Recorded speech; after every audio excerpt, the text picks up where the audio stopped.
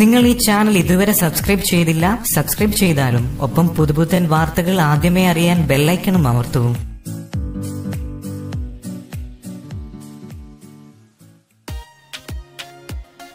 വെറും 3 മണിക്കൂർ, ചെലവ് 25,000 രൂപ. കൺമുന്നിൽ ഒരു കിടിലൻ വീട് റെഡി. 3 മണിക്കൂറിനുള്ളിൽ കയറിക്കിടക്കാൻ ഒരു വീട്.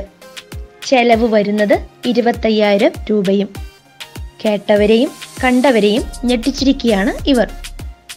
മനോരമ ന്യൂസ് റിപ്പോർട്ട് ചെയ്ത വാർത്തയിലേക്ക് കടക്കാം. കൺമുന്നിൽ 3 മണിക്കൂറിനുള്ളിൽ വീടുയർന്നപ്പോൾ കനകദാസും ഷിജിയും ഒരു നിമിഷത്തേക്ക് പ്രളയം മറന്നു.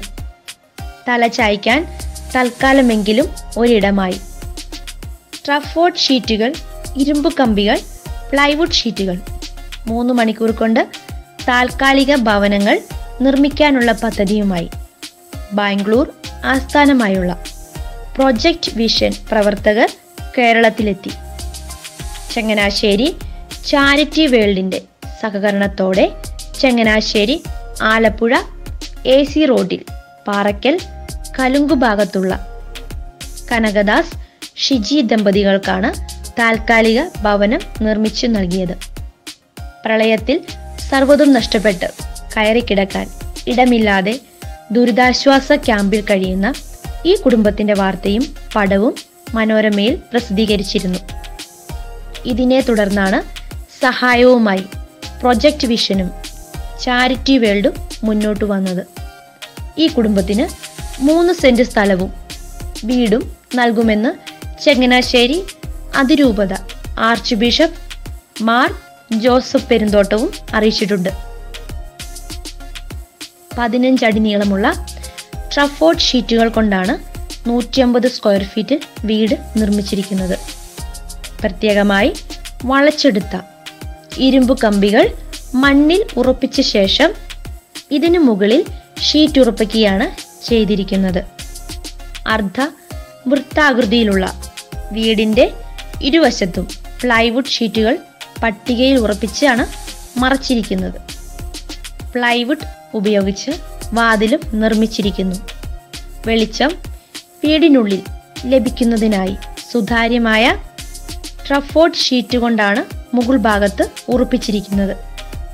പുതുതായി വീട് വയ്ക്കുമ്പോൾ താൽക്കാലിക ഭവനം ഇളക്കി മാറ്റുകയും ഇതിന്റെ ഭാഗങ്ങൾ മറ്റ് ആവശ്യങ്ങൾക്കായി പ്രയോജനപ്പെടുത്തുകയും ചെയ്യാം.